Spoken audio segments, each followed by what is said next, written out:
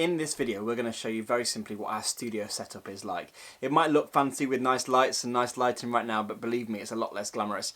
And we're going to show you the few bits of kit that will really help you lift your live streams if you want to start investing and moving forward with your YouTube studio.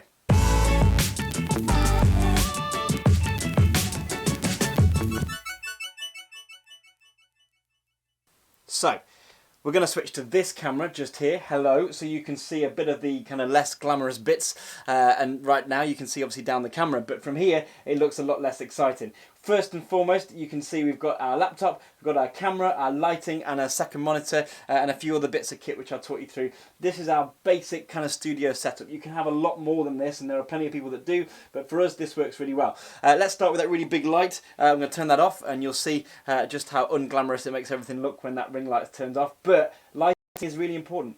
Getting your lighting consistent and really nice makes a big difference to lifting the quality of your stream. You can see just how flat everything looks now without that ring light. Ring lights are great for providing uniform light, really high quality light. This one's a really good one. You can change the colour temperature to make sure people don't get washed out. About 40-50 quid on Amazon. They start at, you can get little ones like this as well. We've got a little one which we use, and that just plugs into a USB socket on a laptop. So if you're using a laptop, it can be that's about 15-20 quid. So a great way to kind of start lifting your setup.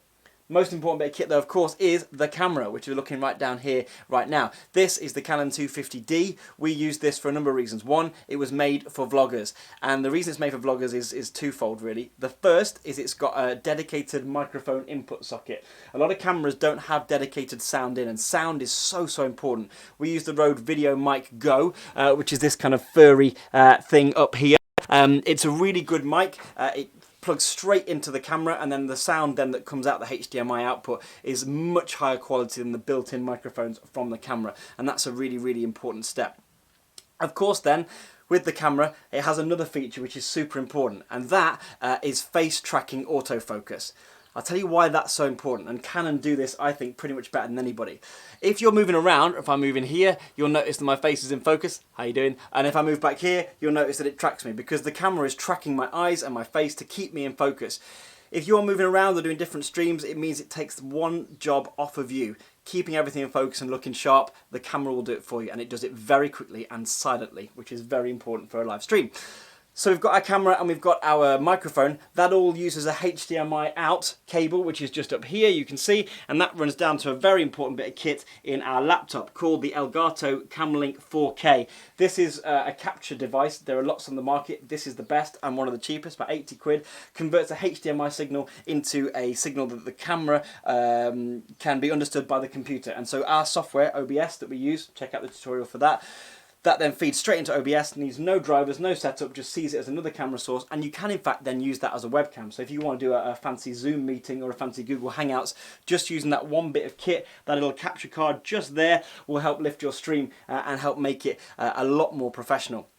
Another bit of kit we've got, of course, is our second monitor. I'm using a big TV here because I haven't got a second monitor, but it's great for when you're live streaming. You can see that you can then queue up your scenes and your sources and your information, have your live chats, and have all that visible, and then run your streaming software on your other computer. So that's dedicated and making sure your stream is healthy and safe and working really well.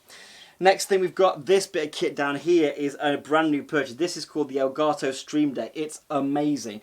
You'll notice all those little icons. You can set custom little icons, and it links with OBS so that I can bring different scenes. So I can bring in my live chat window, I can bring in different guests, I can bring in different graphics, and they're all just at the push of a button there, so I don't have to worry about clicking anything. I can just go click, click, click like a proper vision mixer. Very excited. Background wise, you can see this is just a number of LED light tubes hung behind a grey bit of fabric. Nothing really more complicated than that. Make sure your background is not distracting, and make sure that it works. If you're using lights in your background, you've got to light your foreground, which is why everything looks a bit washed out. If I turn this on though, of course, you'll see then that the camera automatically tracks my face, automatically adjusts the colour and the exposure to make sure the face looks good. The background looks really nicely lit, I look really nicely lit, and everything looks a lot more professional. Very cool. And that's our studio setup. A screen, camera, microphone, light, and your laptop and your background. And the rest is up up to you. Make them as fancy as you like. Check out all the other tutorials and walkthroughs of studios. There's some very fancy studios out there. This one isn't really. This is very basic, but it does the job of really helping our live streams look really nice. And again, all that kit is readily available. If you're going to start with something, start with the camera, obviously, then go with the mic, then with your lights, then your second monitor, your fancy backdrops and all that kind of stuff afterwards. Guys, good luck setting up your studios. We're really excited to see what you create with it. And then obviously plug that into OBS. And again, check out the video we've done about how to use that to then make your live streams really sing. Good luck with your YouTube studios.